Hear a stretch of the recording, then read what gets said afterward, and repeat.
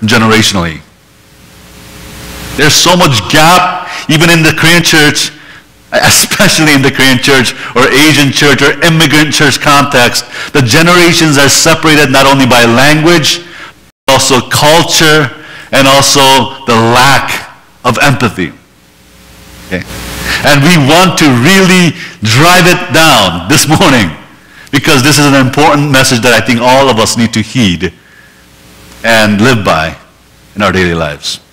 Let's go to the next slide, the next one. Next one. Next one. And then the next one, yeah. Okay, so David just introduced you to an actual interview with our young people in the church of how they felt the church was like in regards to empathy. Okay? This is an assessment that our leadership team took on empathy. And I don't know if you can read it, but let me just go ahead and tell you that our church scores the lowest on empathy. Out of all the 6 core commitments, we take Jesus' message seriously, and we, give some keychain leadership. We empower younger people, and we try to do all these things. But in the realm of empathy, we score the lowest. And the lowest of the lowest on empathy is our church is made up of adults who go out of their way to better understand young people's perspectives. The young people in our church, the children, youth, and young adults in our church do not feel that there are adults, an older generation, that make intentional effort to step into their shoes and see life through their eyes and deeply empathize with them. This is our reality. Okay? We have some boomers, we have the Xers, we have the millennials, and we have Gen Z, and we have Tyler. I don't know what Tyler's going to be like. Maybe he's part of the Gen Z group, right? Right? But we have a spectrum, okay, of generations all together here in this church, and intergenerationally, cross-generationally, there's not much empathy and love and care and deep engagement and intentionality. And this is a serious issue if we want to grow young. Let me just read one more. The next lowest one is the church makes efforts to put itself in the shoes of young people. And in the same category, the church has healthy conversations about generational differences. We're not having that conversation. We're not having that interaction. We're not having the kind of fellowship that is needed to deeply understand each other. And that's going to change over the course of this year as we're going to be on the Growing Young journey. We're going to spark up these conversations. We're going to try to get you guys in the same room and really deeply listen to each other's stories and make that happen. We want to revive sundown worship, right? Where everyone will be in tables with multi-generations all represented. And you guys can have deep, empathetic conversations with each other and engage and learn about each other. Let's go to the next slide. Rebecca O'Donnell, she is one of the scholars that has written a book on empathy, and she defines empathy this way. Empathy is walking a mile in somebody else's moccasins. Sympathy is being sorry their feet hurt. Much of the older generation sympathizes young people, right? You must have it bad. You have so much pressure. There's so many things you do. You're so busy. You have to do piano, taekwondo. You need to also be good at this and this and this, and you need to match up to our standards. There's a lot of things that the young people go through that we sympathize with. Sympathize. Yeah. But empathy is very different from sympathy, right? Empathy is like, I want to know and feel for myself how much you're hurting. Like, it's like me watching a girl in a high heel, and I'm like, oh, where? Huh? Why? 아프지 않아, right? That's sympathy. And empathy is like, let me wear those heels for a mile. I literally begin to feel how much pain that person is going through.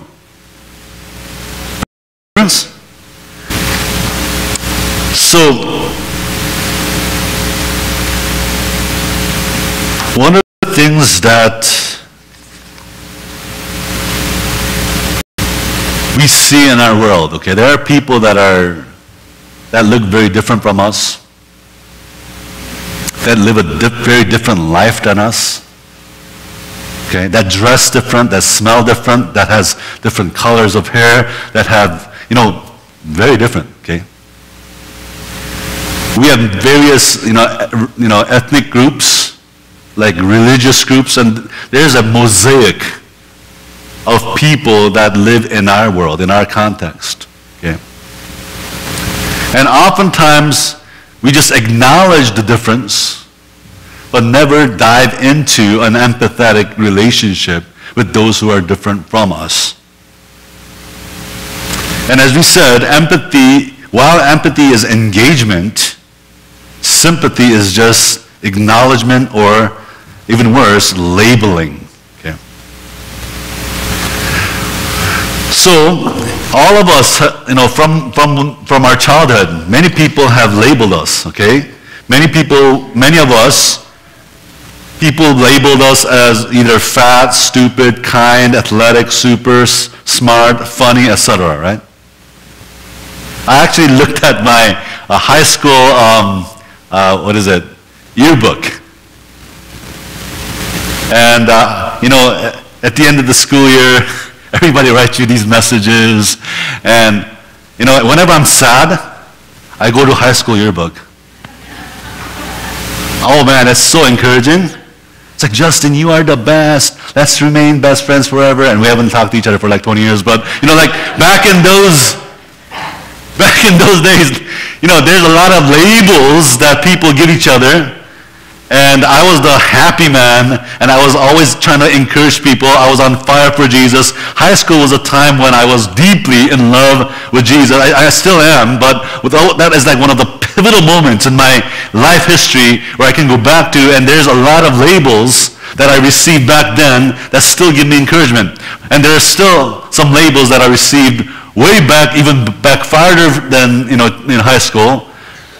I don't know if you guys would know, but for those of you who are non-Korean speaking, just forgive me for a little bit. One of my nicknames and label for me was Daedu.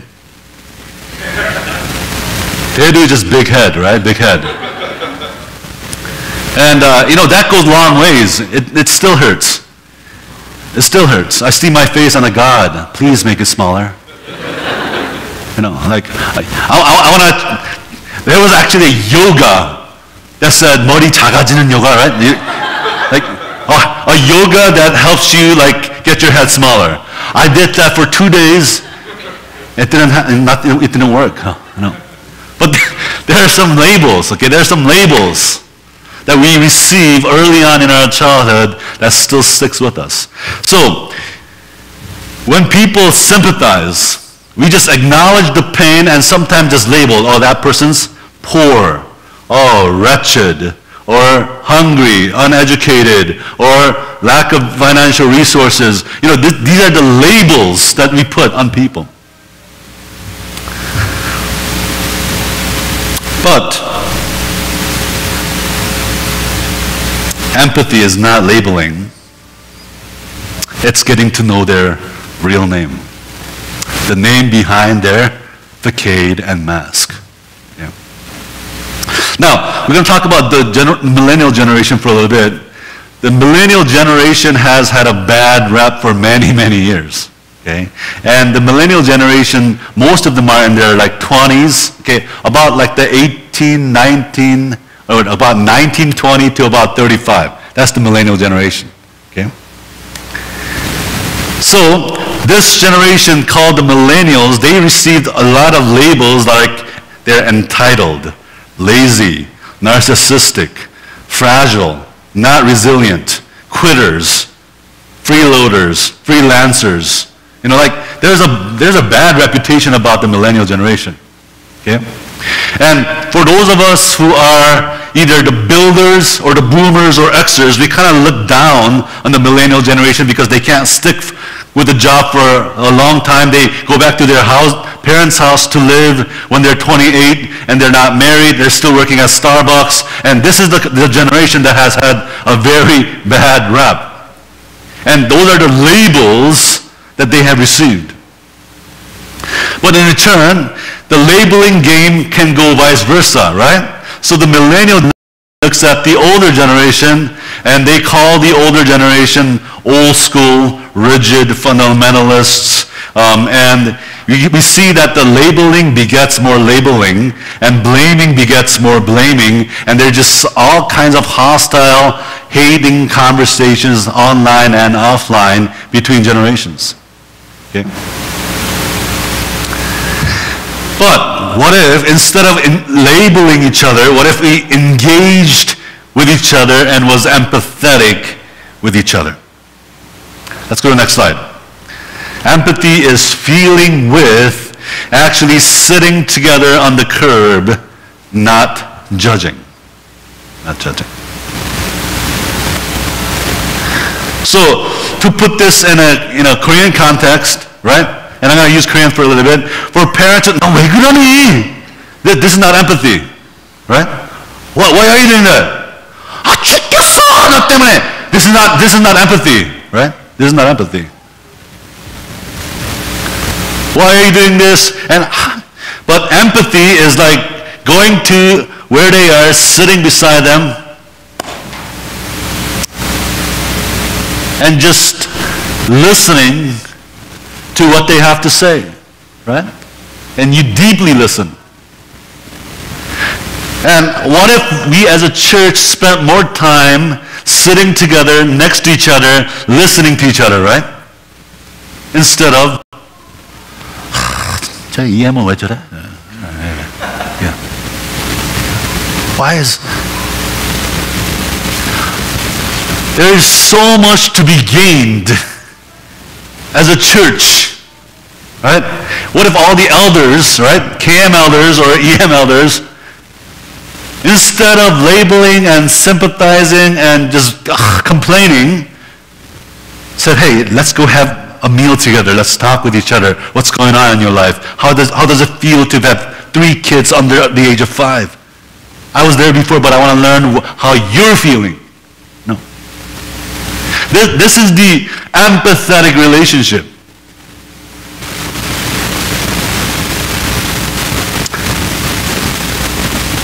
And when we're talking about growing young and growing together as a church family, this is what we need to be all about. We need to listen to each other, gain a better perspective of each other, and actively put on each other's shoes and begin to feel with the other generation. Okay? For those of you who came in today and you heard songs that you never knew, right? It's like, 오늘 또 왜 저런 노래야? Right? And this is a very sensitive topic, but I want to introduce you to one of the comments that were made by a 3-4-year-old couple who entered into a church and listened to some music that they didn't understand or haven't heard. This is what they said. They came and the praise team was up there playing the song that they didn't know, and the lady, the 53-year-old lady, she said, I'm so glad that this church is reaching a generation that I do not know. Different perspective, right? You're thankful. What if, see, some of the songs could be something that's very foreign, it doesn't really appeal to us, right? But we are being very sensitive and praying and hoping that their lyrics and the songs would touch the heart of a younger generation person who might have come to church and was seeking for Jesus, right? being empathetic. Empathetic. At the same time, the praise team and the younger generation, in order to be empathetic with the older generation, every now and then we sing, "In His time." Back to the 80s. We need to do that, right? We need to do this vice versa, right? Because all of us have different preferences. By the way, 90s music is the best. All of us have different preferences, right? But how can we be empathetic with each other's preferences and coexist together as a church family that deeply understand each other and loves each other? So, man, this is a very, very great conversation to have as we are growing young, growing healthy as a congregation, and we're trying to be empathetic with each other. All right, let's go to the next slide. Empathy fuels connection. Sympathy drives disconnection. Okay? What we need to have for each other is not sympathy, but empathy. Okay? Empathy. All right. So one of the first steps to having empathy is perspective taking, and that is leaning into each other's perspective. And one of the things that I'm realizing, I'm FaceTiming my kids very often nowadays, and we're not even in the same room, and Enoch is there with his Rocky, Rex, and new dinosaur book that he got bought from Gyobo Mungo, and he's trying to communicate through FaceTime, Abba. And then he's trying to explain all these things to me, and I'm like, Enoch, 엄마 말씀 잘 듣고 있어? All right? He's like, are you listening to your mom? And there's a generational difference, right? There's a disconnect. And, I repented because, Enoch was trying to engage and connect with me. He was showing me his latest, toys and books, all the things that he was learning, and all I was concerned about is what? 엄마 말씀 잘 듣고 있어. 할머니 말씀 잘 듣고 있어. And he's like, 아빠, stop. Right? I feel for Enoch because when I was growing up, there was a lot of times when I felt like my parents were a broken record. They repeated the same thing over and over, and chika chika 했어. It's the same thing. Like, did you brush your teeth? And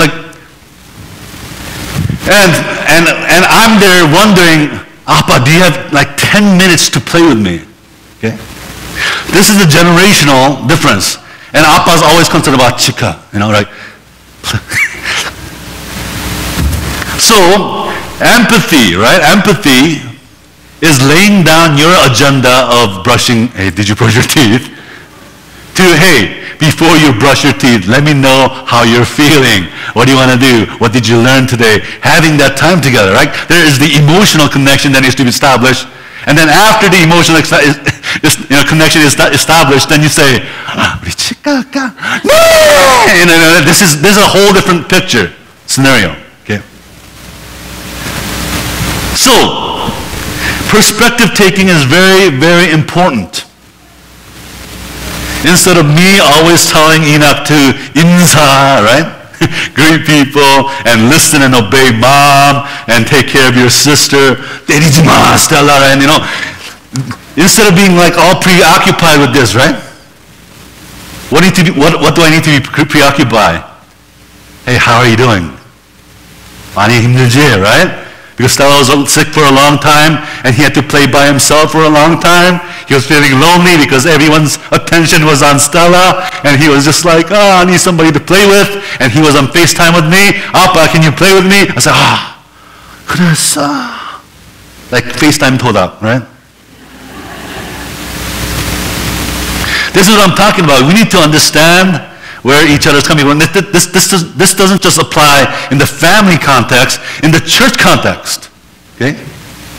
So a young person comes in without taking a shower, or smelly or something. What do we do as a church? 얼마나 힘들길래, right? It must be really difficult for you to come in today and, wow, I'm going to pray for you. How can I help you? Can I empathize with you, right? Perspective taking. You want to take each other's perspective. And this is why empathy drives connection. Right? The older generation, okay, can always shake their head and assume a lot of different things about the younger generation. All the while, never really talking to that person. Right? I heard a story in the Growing Young Summit that I went to with David, and then one of the pastors that I met there, he talked about a 72-year-old grandma who was always saying something bad about the teenagers and the 20-something. And the pastor went to the 72-year-old grandma and asked her gently and kindly and respectfully, hey, Deaconess so-and-so, I know that you have a lot of issues with the younger people, but please, can you tell me one name of the people that you're talking about? Do you know one person in that age demographic? And she was like, no, I don't. Would you like to come and get to know their name and share your story, right? And this 72-year-old grandma said, yeah, sure. Okay. So she went to one of the like Sabbath school times, and she went to the Sabbath school where there was a lot of teenagers that were studying, and she asked the Sabbath school teacher, hey, can I spend some moments with these guys and share my story? And the 72-year-old grandma came to a bunch of teenagers in the room, and she began to open up. And she was very vulnerable. She said, back in the days I got married at 18. My first husband left me when I was 19. And I had a baby. And she just opened up her story. And all the teenagers that were like on their phones, married at 18, abandoned, began to listen to her. And she talked to them for about 30 minutes, opening up her life, right? And through that time together, in that Sabbath school class, she learned the names of 7 teenagers. And the 7 teenagers learned her name. And next time they met together, they high-fived each other. They were teaching her like new apps on the phone. She was teaching them knitting. It was a beautiful, empathetic relationship that began to form just because she crossed bridges. Or she made bridges and went across and began to learn their names and tell her story. Perspective taking. That's all about, we are trying to connect each other. All right, let me go ahead and show you the next slides here. Let's go next one. Okay, back for the most part in America, okay? In America, post-war, for mostly Caucasians and middle class, white picket fences and 2.5 kids. In that particular demographic, this was a kind of a timeline for many American families that were educating their kids. Hey, when you graduate from high school, you go to college, you get a nice education, you get a good job, you get married, and you have kids. This was very standard. This is what everyone was expected to do, and this became a dominant timeline that many people wanted to see happen in their children. So whenever someone is 20, like 9, 30, every time you go, and this is the question that is asked, right? Because you want them to follow this timeline. Okay? But let me tell you, this has dramatically changed over the years. Now it looks like this. Can you go to the next one? This is what it looks like now. You graduate from high school, sometimes they take a year off or travel abroad and then begin to room together with friends and get a job, then go back home and then get an internship, this is a myriad of different things that are happening in our world, okay? It's no longer a straight timeline. There's a lot of detours, a lot of different pathways that are being taken by the young adults. And at any given point of time in the 20-something years, they might be here, they might be in Asia, they might be rooming together with a friend, they might be working at Starbucks, or they might be actually in a design firm. But these are very fluid history of what the 20-something generation is taking. So the important thing is to realize this reality for our young adults. They are living in a very complex world with so many things that are changing, in a digital world where everything is accessible by your device. And then, internet didn't even exist back in the 80s and 90s, and many older people view young people and say, I was done that, and when I was your age, and that's one of the worst things to say to a young person, when I was your age, I did this and this and this. But it's no longer there. When I was your age, it's a completely different age. This is the age that they're living in right now. And we need to understand that. We need to notice that it's different for our young people now, here and now. They are faced with different choices and options. And if we would only listen to their story and understand where they are and see how they are doing, then this church becomes a church that they want to come to. I went to church, and there was this deaconess. She came to me, asked me how I was doing, and really wanted to know how I was doing. It was crazy. I'm going back to that church next week. Empathy.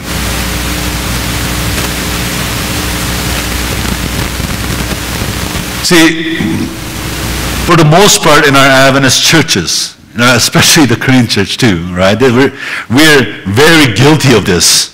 After high school, it's just like, have a nice life. Bye. Right? Many of our kids go off to college, and churches pretty much stop giving any type of relational support after high school. And it is only when we hear something bad or bad news. It's like, we react. Instead of proacting and checking up on them, right? We react to any type of news that comes our way. So, we were talking about this with many of our church leaders too. Even in our Adventist academies and colleges, even in Southern, once they graduate and they get the diploma, right? Like when they get the diploma, it's like, hey, it was nice knowing you. Have a nice life. Go to the real world. Say bye. And then, since you're alumni, whenever we need money, we'll contact you and ask you to give money, right? That's the kind of follow-up support that Adventist, high schools and colleges did. But PUC did something very, very different. Pacific Union College. I don't know if you guys know Pastor Mark Ishikawa. He was the director of the alumni. And he said, instead of asking only for money from our alumni, let's ask how they're doing spiritually. So even after graduation, they say, hey, we want to support you in your spiritual walk with Jesus. We want to know how you're doing. Please let us know. And we can connect you to the congregation or the support that you need. The result and the response was phenomenal. Because all these graduates that were kind of having a hard time after 3 years or 4 years out of college, they said, please pray for me. I need this kind of connection. Can you help me with this? Where should I relocate? And the department of the alumni, right? They began to get really busy, right? Because they were now connecting with graduates in their 20-something years that had serious life problems, and they were connecting to other people that could help them and connecting them to churches. Now imagine if, again, this year we have many seniors that will graduate and go off to college. What if we had a continual accountability and continual checkup with our college students that are on our college campuses? And even our young adults, right? To empathize where they are. 많이 힘들지, right? And we send them care packages. We send them choco pie. whatever, okay, ramen or whatever it is, right? We show our support, right? That's empathy, right? Empathy. But, after 3 or 4 years, we hear something bad about that guy. It's like, no, 왜 그러니? 왜 그랬어? Right? If that's all that we do, right? Then there is no empathetic relationship connection with the church. I'm going to close with this, okay? I'm going to close with this.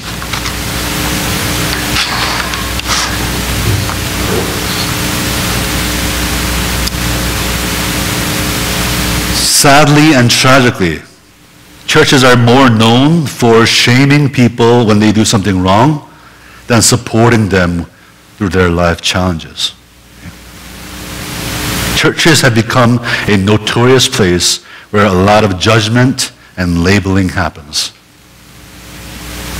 And this is why many churches are shrinking and aging. Let's go to the next slide here. The 3 questions that every young person, the young generation, is asking is this. They're continually asking all throughout high school and college, even young adulthood. Who am I? It's the question of identity. Where do I fit? Where do I belong? The question of belonging. And what is the purpose of my life? What difference can I make with my life? Its purpose. These are essential core questions that every young person is asking.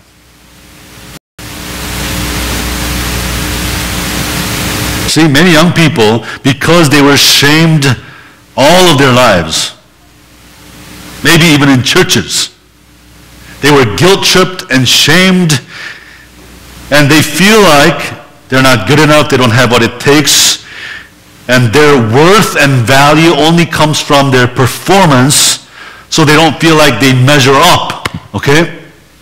And they have a very false sense of this fragile thing called identity.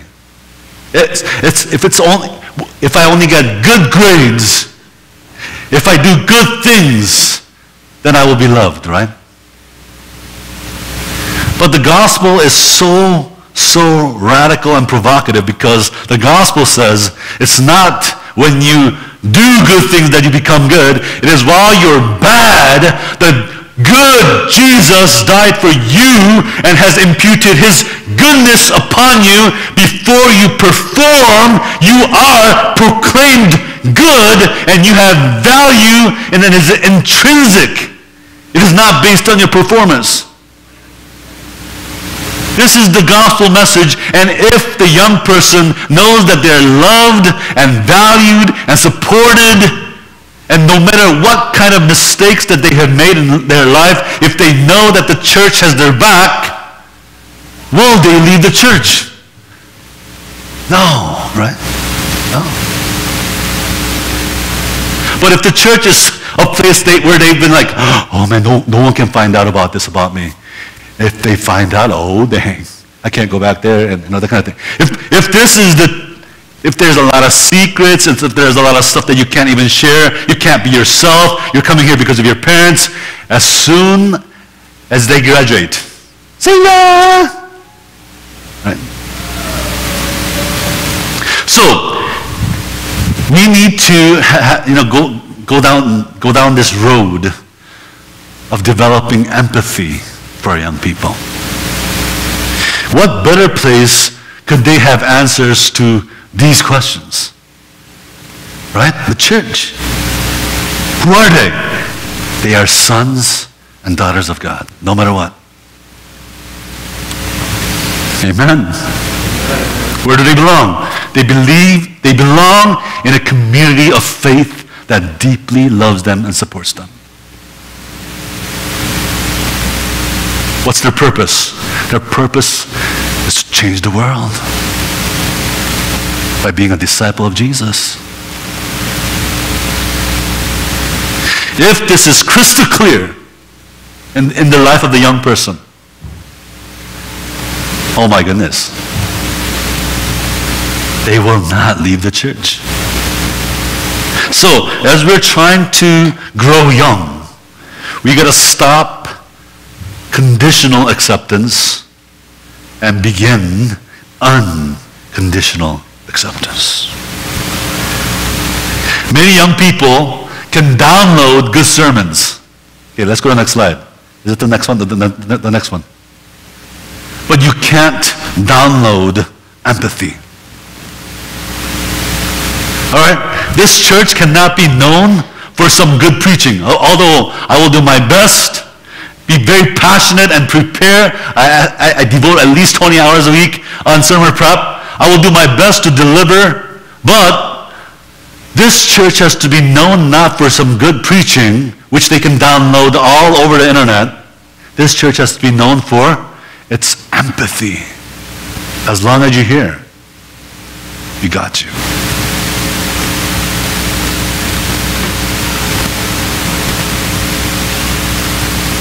This is why we need empathy more than anything else. Churches need to be the place where young and old find their identity, belonging, and purpose. So I want to close with a very precious tool. Let's skip some slides here and go to the slide where it says, tell me more. Yeah, here. This is, I think, one great tool that we can use as a church to exercise empathy to each other.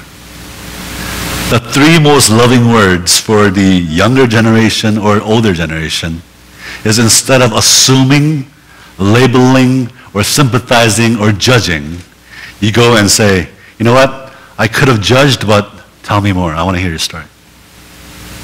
Tell me more. I could have made a bunch of assumptions. I could have had my preconceptions. I could have judged you and labeled you, but I'm going to go and engage you, connect with you, talk to you. Tell me more. If we began a listening movement where we were actively listening to each other, where the church was a place where you can talk your heart out, man, where would the church be? Man.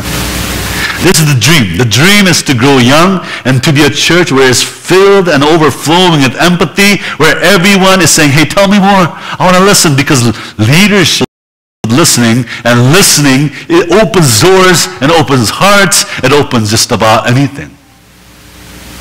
I think one of the best things that I did when I came to Atlanta Korean Seventh-day Adventist Church was to spend more time listening to the older generation. Because I had my own assumptions, I had my preconceptions, and I had my guard up. But once I began to visit the older generation, talk to them and listen to them, and go to their funerals and deeply empathize with them and grieve with them and started supporting them, I began to understand them. And that's a critical element for the church to grow young. We need understanding. We need connection and engagement. And I hope that happens in this context here. Tell me more. And one last challenge. One of the ways that we know that we are beginning to empathize with young people is when young people begin to show up in our calendars. Like time, right? We can say, oh, young people are a priority. They're first. They are priority. But if they don't show up on our calendar, they're not priority. Right? At least once a month, can there be families where they invite youth or young adults or young people, they go up to someone, an older generation, and say, hey, can we spend some time with you this month? Let's lock in a date. Maybe it could be a Sunday, maybe it could be a weekday evening, or whatever time it might be. Can we be intentional about having young people in our calendars? And we set those times, and we have some shabu-shabu. Because that's the only way they're going to open any heart. Shabu. Mini hot pot. And you say, tell me more. Let me listen to you. Let's invite the closing hymn.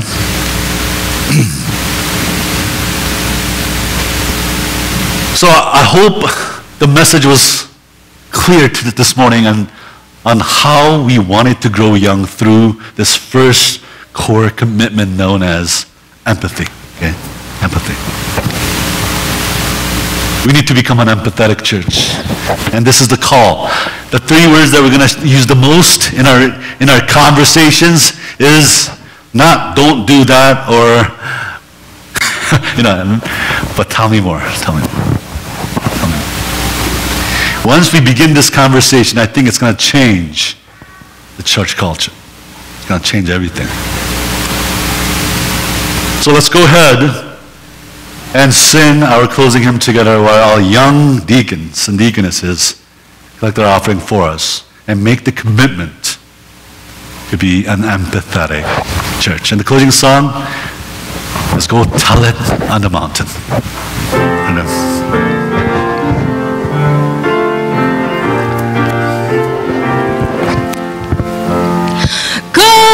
Tell it on the mountain, over the hills and everywhere. Oh, tell it on the mountain that Jesus Christ is born. While shepherds gather watching over silent flocks by night, behold throughout the heaven there shone a holy light. Oh, tell it on the mountain, over the hills and everywhere. Go tell it on the mountain that Jesus Christ is born. The shepherds feared and trembled when low above the earth ring out the angels' chorus that hail the Savior's birth. Oh, tell it on the mountain, over the hills and everywhere. Go tell it on the mountain that Jesus Christ is born. Let's do the last verse here. Down in the lowly manger, the humble Christ was born, and brought us God's salvation, that blessed Christmas morn. Go tell it on the mountain, over the hills and everywhere. Go tell it on the mountain that Jesus Christ is born. All right, let's pray together. Heavenly Father God, we just want to praise you for extending your empathy toward us. You could have been just sympathetic. You could have just felt sorry for us, but you didn't stop there. You said, I'm not going to just feel sorry for them up here in heaven. I'm going to join them. I'm going to walk with them. I'm going to listen to their story. I'm going to empathize with them. And I'm going to die with them. This is the gospel message. This is the love that was shown to us. The Christianity is all about you becoming incarnate flesh. You sitting on that curb with us and feeling with us, living and breathing with us, and overcoming life with us. You've shown us an amazing example of how we're to be a church. And we apologize and we repent of all the times where we haven't followed your footsteps, where we have just assumed and labeled and judged and sympathized and just put our distance between each other. As we are in this growing young journey, as we are embarking upon a new path of empathy, we pray that you will open up doors, you would open up conversation, that you would open up hearts, that we would begin to bear each other's burdens. And so fulfill the law of Christ. Help us to be tender-hearted, kind, and forgiving to our brothers and sisters in Christ, and also the community. And help us to always keep front and center Jesus, our ultimate example, who shows us empathy on a daily basis. And our families, Lord, especially young parents with young children, as they are in their formative years, the most important years of their life, where their characters are being developed. May you equip and empower the parents with empathy. May they deeply feel and resonate with their children, and may they come alongside them, not only teach them or just point fingers at them, but live with them and breathe with them and feel with them and love them as you would, so that their families would grow young, grow healthy, and grow vibrant. Lord, thank you so much for Sabbath, for your time with us. And may we go on to have deeply empathetic Sabbath with one another. In Jesus' name we pray. Amen. All right, let me go ahead and give you the announcement for this afternoon. At 5 o'clock, one of our deacons, Alfred Hahn, he has passed away. We have a memorial service for him at 5 o'clock here. So we want to invite you as a church family to support their family in this time of loss. And as you go out, you can also order your Just One More t-shirts for your family. And they will be ordered this month. And we'll get them out to you next week. So, happy Sabbath. God bless.